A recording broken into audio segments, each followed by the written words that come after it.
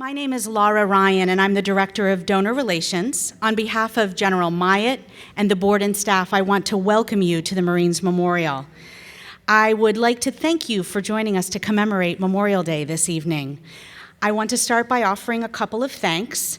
First of all, I'd like to thank and welcome Sentinel Ethan Morse, the producer of tonight's film, and badge number 548, Tomb of the Unknown. This whole group is standing in the back. Neil Shradetsky, the director, Matt Norin, the director of photography, Sentinel Chuck Austin, badge number 175, and Sentinel Stephen Shodine, badge number 386, all of whom traveled to be with us this evening.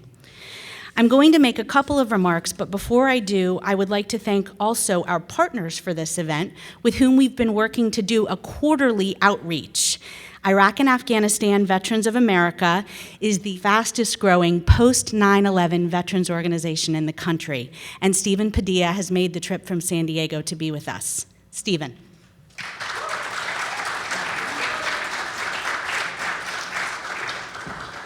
All right, excuse me. I'm not used to speaking into a microphone. I'm used to yelling at a bunch of veterans, so excuse me. Stephen Padilla, I'm a field coordinator in San Diego for IAVA. We are one of the largest veterans nonprofits for post-9/11 veterans. Our main deal is with policy advocacy. So bills that you may have seen is the Hire to Heroes Act, ending the VA backlog, the new post-9/11 GI Bill, and the most recent bill that was recently passed was the Clay Hunt Save Act that deals with mental health with veterans.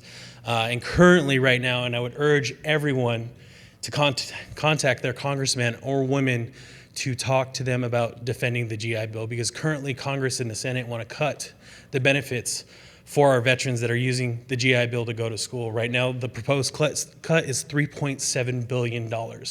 And once you cut something, they're going to keep cutting until it's gone. So please do that. And currently, because we are here for Memorial Day weekend, we all, are here to memorialize ones we have lost. We have done something called Go Silent campaign.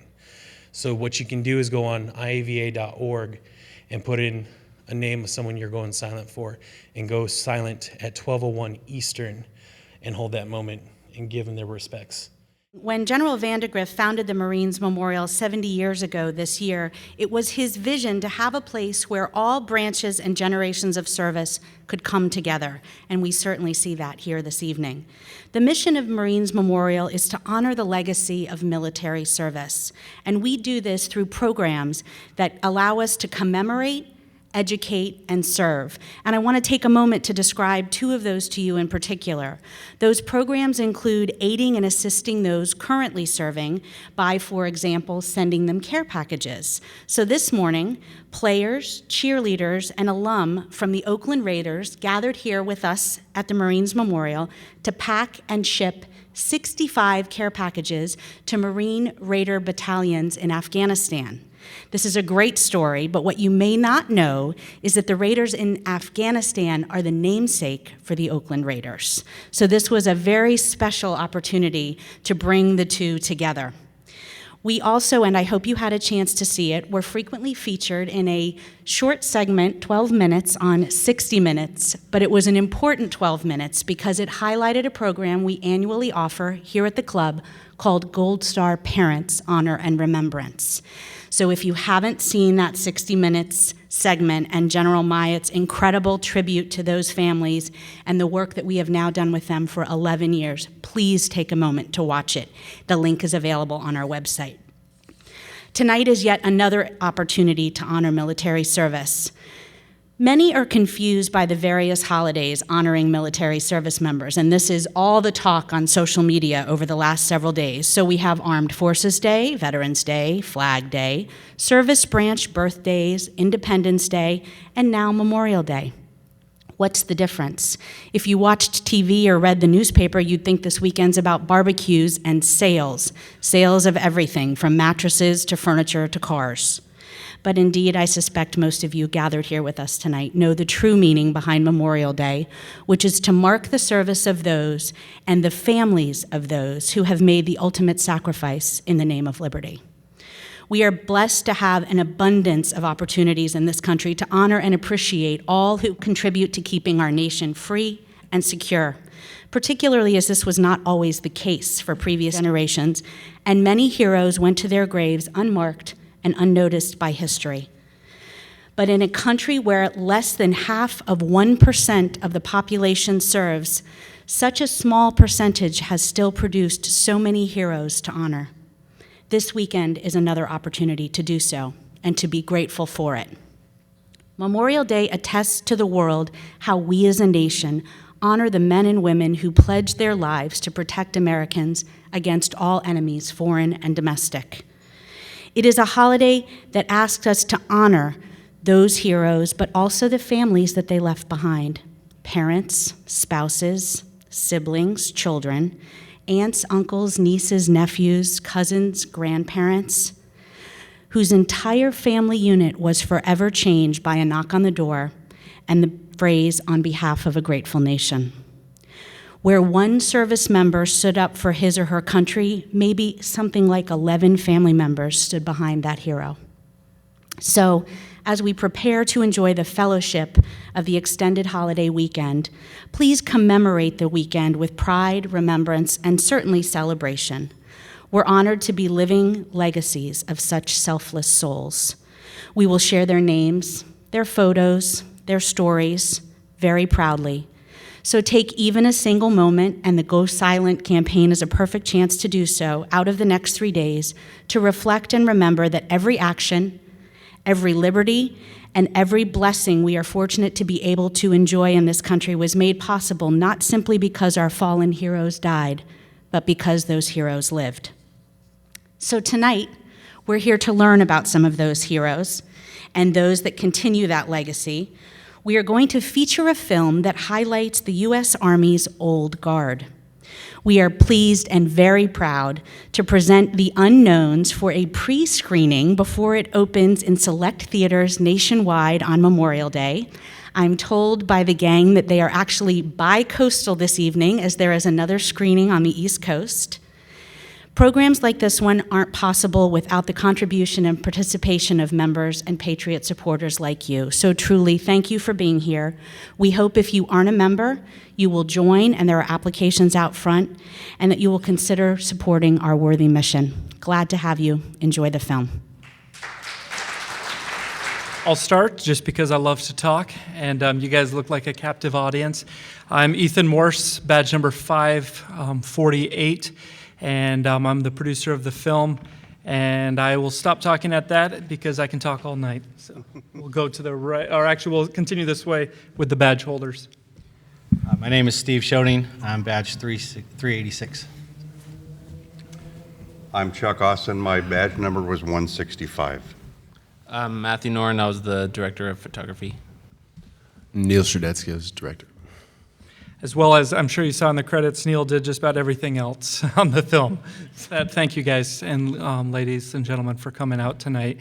It's been a 4-year journey, and it's, I know been emotional for me. I don't know about for Stephen and Chuck, but they've supported us way back, and they've supported us the whole way.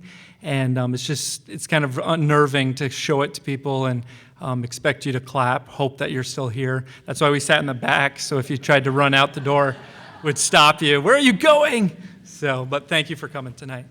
Why is the role of women so limited with the Old Guard?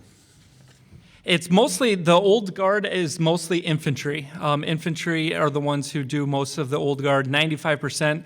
Finally, then women were stationed there, I think, in the 70s and 80s.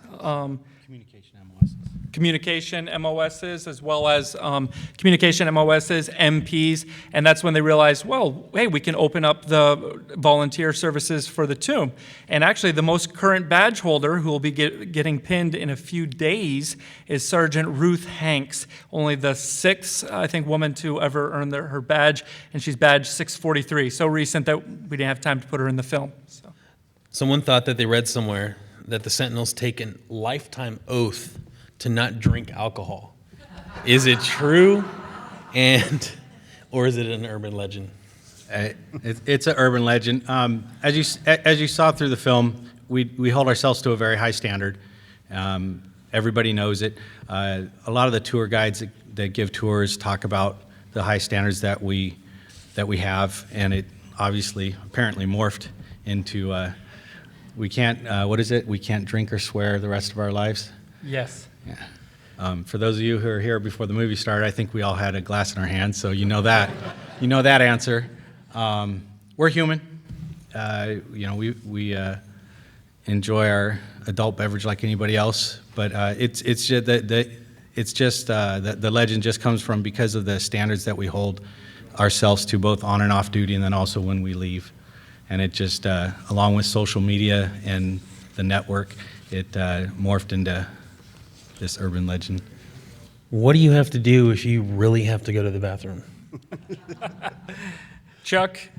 I don't know how many of you here have had kids, but when I had children, it was before we got in the car to go anywhere, go use the restroom.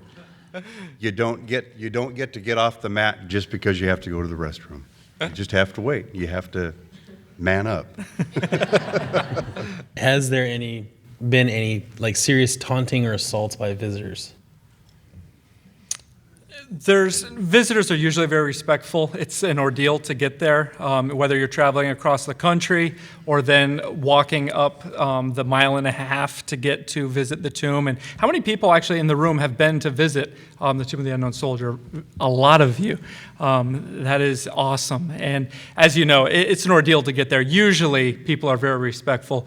There was a disgruntled person back in the 70s who had said that he wanted to kill a tomb guard, and he did assault the tomb guard and or attacked him with a pistol. Thankfully, he was overpowered, and it was not a tragedy. So. Steve, what did you do on your honeymoon? There's a story here. Yeah, that's why I was like, all right, let's do this one. Okay, somebody tipped somebody off. So while I was in the old guard, the second duty I was in the United States Army drill team, traveling around the United States performing the drill team. And I then volunteered to come down and train at the tomb. This was while I was single. I moved back on post, knowing the dedication and the time we had to put into our training, in which time I flew back here to California. My wife and I are both from the Bay Area. Got married, and we then made the 3,000-mile drive back to Washington, D.C. At that time, I was on full rotation, which was a third training phase. I had just passed that test, so the next thing was the badge test. So for 3,000 miles, my wife and I studied my badge test. Like the other Sentinel said during the movie, is my wife could probably pass the badge test also. So yeah, for 3,000 miles, we studied the badge test, and I went there, and it paid off. The written test that I took, when we were there, we had to score 98.5% or higher in order to pass. And when I took my written test, I got 100%, so it paid off.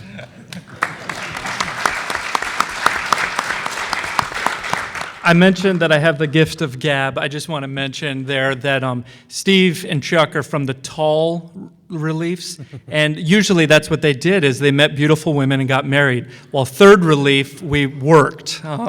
So just wanted to point that out. We're the short backbone. Sorry, John. So, Shots fired. I think somebody's a little salty. Let's see, we got when were the tombs formed? Yeah, and there we saw that this question was here, but we saw that some other countries actually have tombs, and actually that leads me to also ask a question to build on this is, of those ones that you showed, are there others, and did the U.S. get those from somewhere?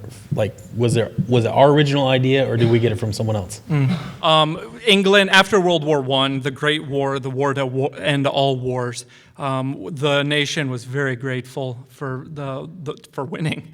So England and France dedicated their Tomb of the Unknown Soldiers before us, the year before, on Armistice Day, which is November 11th, and that was the celebration of the end of World War I. We then dedicated our Tomb of the Unknown Soldier in 1921.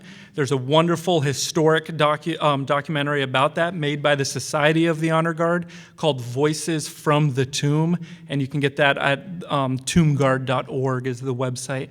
So, and that goes into the history of that. We didn't have time to kind of delve into that.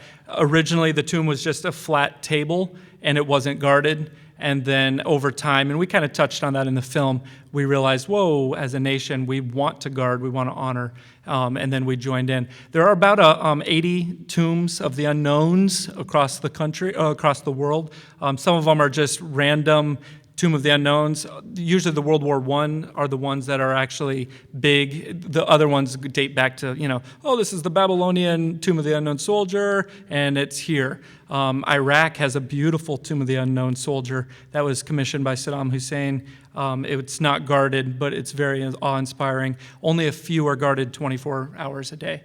Greece, ourselves, and Russia that I know of right off the bat.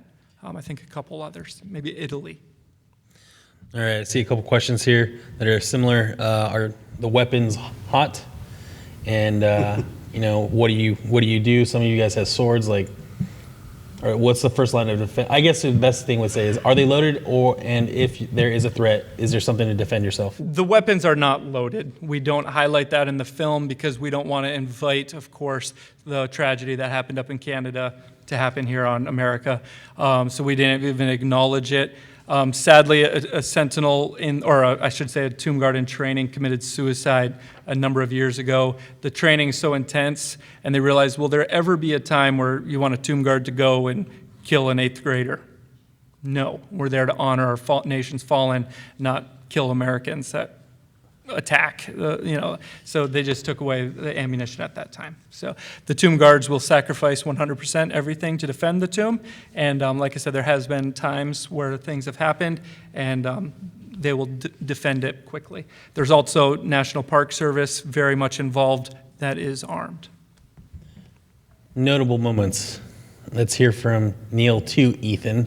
Actually, notable moments for each one of you gentlemen. What's the most notable moment of your walk?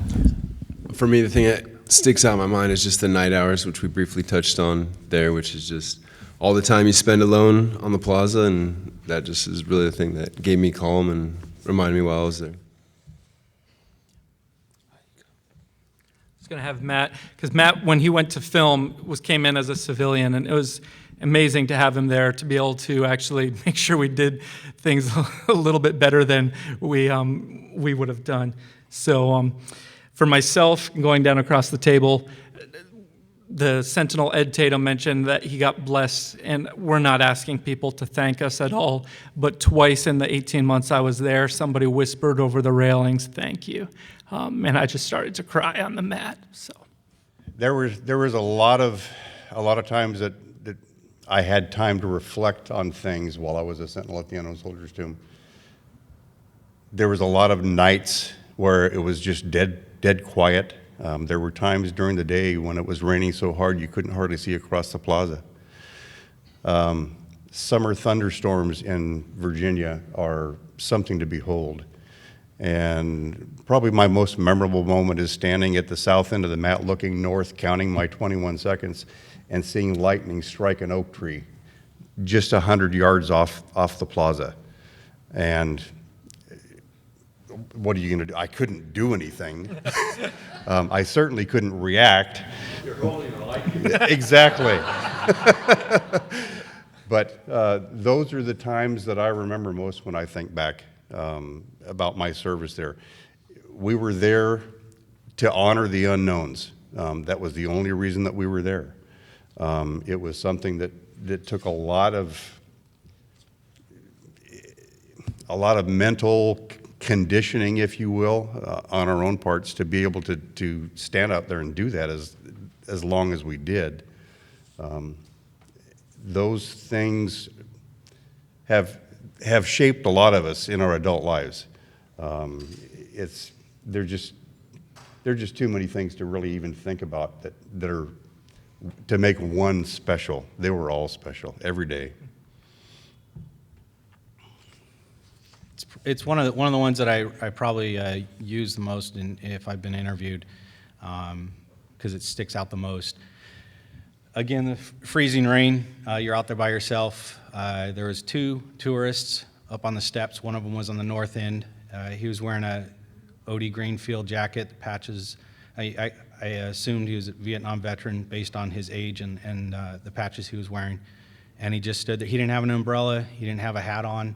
He was just as wet as I was. And he just stood there during my entire watch. And this is during winter hours, so it's an hour. He just stood there at the north end the whole time. And when I stopped at the north end, faced the tomb, started counting my 21s. Once I was done, faced back down the south end, I changed weapons to the right shoulder. And just before I started to step off again, my 21 steps, he leaned over the rail. He stayed behind the rail, but he just leaned forward. He quietly said thank you and then walked away. And it just makes the rain go away. It makes just everything better. It gave a complete, clear picture of why we were there and why we did what we did. And that was in '92, and I'm still clearly affected. It's a kind of a long one. So how do you segue after leaving the tomb and having to go through that perfection and honor bestowed upon you? How do you leave that and come to civilian or even the military life? Has that rarely risen to such a level of perfection? Like, how do you deal with that? Like, how do you deal with going? Like, even I was in the military, and the way you guys were using the little eighth of an inch and quarter inch little measure, like, we used to just eyeball and be like, that's good. So, like, how do you go from that level of perfection in the military? It's not so much how we deal with it, it's how the people around us deal with it. So is OCD part of the screening process of tomb guards? I think I can probably speak for the guys that have been there, but it's something that people that I've worked with over my years, some of them know what kind of work I did in the Army, some of them don't. Everybody knows that I was in the Army. They can tell that by the structured way that I do things. The ones that really suffered were the ones that wouldn't necessarily try and do their job the way that it was expected. I always expected perfection. That's part of the Tomb Guard's creed. I was told nicely by my supervisor just probably 10 years before I retired, you need to calm down a little bit. These people don't understand what you've been through and why you're trying to get them to do these things. So it's a tough thing for people around us, more so than it is for us to adjust, because that's not something I could ever do. I'm guessing you guys all concur. Was there ever a moment any of the tomb guards felt that the public should not be permitted to bestow a wreath upon the tomb, and if so, why? Fascinating question. I would say no. Anybody can request to lay a wreath. Just go to Arlington. I think it's arlington.org. It might be Arlington National Cemetery.org, ANC.org. Anybody can request it. It usually takes 6 months in advance. You'll have a family come through sometimes, and it almost you wonder, are they doing it for themselves? Because it's announced. Ethan Morse is laying this wreath, and it's just well, that's weird, but it's no weirder than, saying, oh, well, the Marines Memorial Association is laying a wreath. It's an honor that anybody can do for free. You just bring your wreath. So I know I never experienced anything like that. Like I said, when I was a tomb guard, 21, 22 years old, I realized, what? A family can lay a wreath? And the answer is yes, anybody can. Again, you might have to request 6 months in advance, but beyond that, I've never had any. It must be bittersweet to return to the tomb. And how often do you visit? At least every 2 years. I go back. I served there in 1975 through 1977. The first time I went back was probably late 1990s when the Honor Guard Society formed for the Tomb of the Unknown Soldier. Ever since then, I've been back every 2 years. I look forward to the reunions every 2 years because I get to spend time with my brothers. and return to some place that has such good memories for me. I was there November 91 to March 95, and when we left, we go back probably every 2 years, within every 2, 3 sometimes years, with bring our kids back. My oldest daughter actually was born while we were stationed out there. She's now in the Army, and she's actually stationed in Maryland, so when we go back to see her also.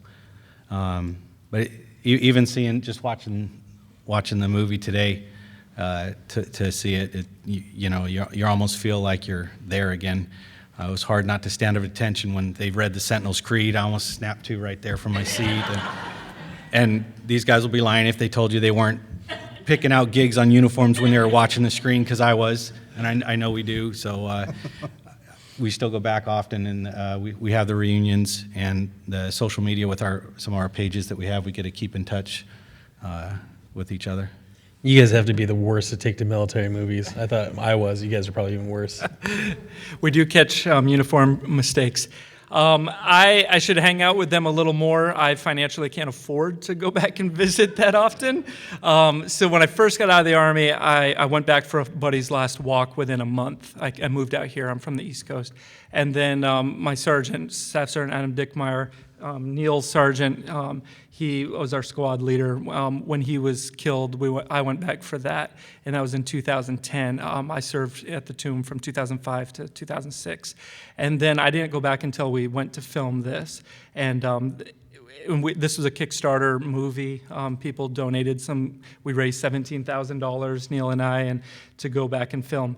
And I got depressed when we went back there. We filmed for 3 weeks. That's all we had money for.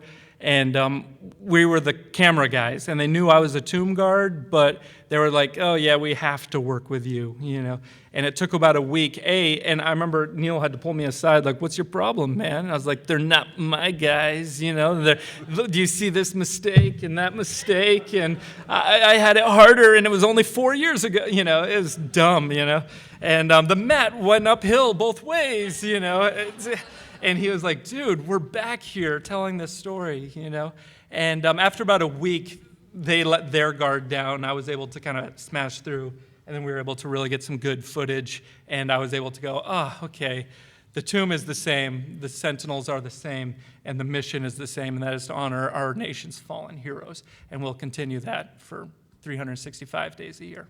So. Neil? Been back couple of times to get pickup shots and do stuff for the tomb, but we both got out. He got out in 2006, me in 2007, so went back in 2012 to shoot this, and then in 2014 again to get some pickup shots, but it's always real emotional being there, so grateful they let us film. Since 1956, has any of the training and testing changed? I guess I'm the oldest one here. Okay, thank you. Was it harder when you were there? It was different. Looking at, in fact, I was thinking while I was watching the film, I would be hard pressed to try and hold the same standard that the guys have today. Things have changed since 1975. The things that the knowledge that they have to memorize is probably about 10 pages more than what it was when I was there. The physical aspects of it, polishing your shoes, prepping your uniform, they have things a whole lot nicer now when I was there. When I was there, we used an iron with a pressing cloth to press our uniforms. Now they have steam presses. What I would have given for a steam press back then. But things have changed significantly since 1975. There's probably some changes that between my era and Steve's, or even Ethan's, that were major differences. That's why, like what Ethan was saying, we go back there and we kind of pick at what the guys are doing wrong. And in most cases, it's not that they're doing anything wrong. They're doing things differently than when we were there. But like he said, the mission's still the same. It doesn't really matter how things are being done so long as the mission is being done. So yeah, things have changed. Have you shown this to 60 Minutes at all? Like, have you kind of like angled this out elsewhere? We haven't showed it to 60 Minutes. We're trying to, of course, get it as far reaching as possible. Neil and I will be on CNN Sunday morning. They reached out to us out of nowhere, so we're very happy. 4 a.m. on the West Coast, so if you're not waking up, please set your DVRs. We're hoping we'll get a lot of online sharing, but it's CNN. And then we're in theaters right now, and Steven has booked like 4 theaters in the area. There's a bunch of other theaters, and you can find that at our website, theunknownsmovie.com. We have about 23 screenings happening over Memorial Day, another 75 requested. Anybody in America can click, I mean, it's literally a mouse click, I want to see a screening. And if the tickets get reserved and sold, the screening happens. If it doesn't, no harm, no foul, the screening doesn't happen. So it's kind of a theatrical on demand, and it was the only thing that us 2 veterans could grab, and we're very happy with that. So again, go to theunknownsmovie.com, find Steven's showings. It's of course going to be a little different with his theaters all packed out in this tight little room, just like here actually, but the lights will be out, and it'll be a good time. So, and if you can spread the word, that'd be great. The Livermore one got approved during the movie. During the movie, we got an email that another theater, so Steven's just kind of going to town. So in this area, we would have never thought it. It's like San Francisco, and we've got 5 sold out screenings up here, spread out from Rockland, Sacramento, all in the area. But when you're down in LA, everything's kind of one circle up here. No insulting. So this is one of the last ones we're going to do. It's how would overseas visitors get to see the film? How would we get those guys over across the pond to see it? That is a great question. We're doing a lot of stuff online, digital these days, so thanks to the IAVA and everyone that's partnered with us, we'd be happy to share it digitally. And Marines Memorial Association. Yeah, with the online, we do have a couple of the military bases. I sent it to my Greek tomb guard friends. The brotherhood transcends the just America. Not that we know a lot of people, but I know a few of them. And the Canadian tomb guards came down to the U.S. to train, and there's a lot of, the brotherhood is mutual. So they begged me. I sent them a private link to watch it. And hence their picture too in the end. I was like, oh, here you go, guys, But beyond that, we do hope to eventually be DVD, Blu-ray, streaming, hopefully worldwide. And again, go to our website as we figure out this this train wreck called, getting our movie out. And that'll be around Veterans Day. How do the 8 feel about starring in the movie and not making the cut? When we filmed them, we didn't know exactly what capacity we were going to use them, and by the time we were done, we just figured out that they didn't make it through. So, they didn't know and we didn't know. So. Yeah, we filmed it 4 years ago, so they washed out 3 years ago. Neil and I had done a lot of planning with this, and the National Geographic did a wonderful hour special about Arlington, and they featured a few tomb guards. That was my relief. Of course, they missed me. I'm not sure why. But no, they featured one of my good friends who ended up getting his badge revoked. He's a great man of honor, a super soldier. He's great. And it devastated him. And we talked about that, and we were like, we don't want to feature a man because we learn it's not about us. We're probably all very embarrassed to even be up here talking about us. It's about the unknowns, hence we were calling it The Unknowns. So we didn't want to feature a specific soldier. We just wanted to feature the training and the mission.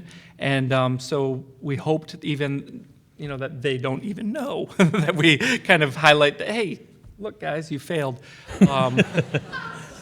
And some of the guys did make it through in training, and that, if you buy the DVD, we'll be able to find out as you watch the scrolling pictures. We made sure that anyone that was in training, we had their picture at the end. So they can, some of the guys did make it. It was just those 8 initial guys. Awesome, guys. Thank you guys for being here. There's 2 things. These gentlemen, most of these guys will be staying. If you would like to join us on the 12th floor, Leatherneck, to have a couple of drinks, maybe ask some of those off-color questions you really want to ask, go ahead. I and Laura will be here as well. So if you want to become a member of, MMA or a member of IAVA, or see how you can help further the veterans, we'll be there. And we have an honored tradition in the military, and I have a couple coins for these gentlemen for coming out and participating and putting up with our stuff. So I'd like to present them with that right now. You would?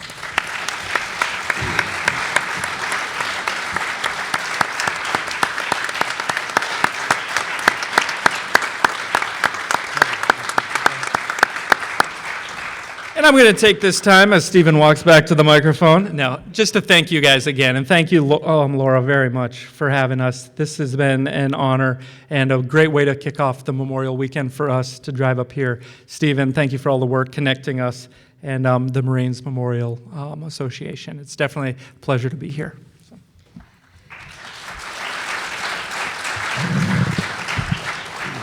Thank you all. That concludes our evening. On behalf of General Myatt, the board and staff, we're so grateful that you spent Friday night with us. Again, please stay if you'd like to, and we look forward to seeing you again soon. Thank you.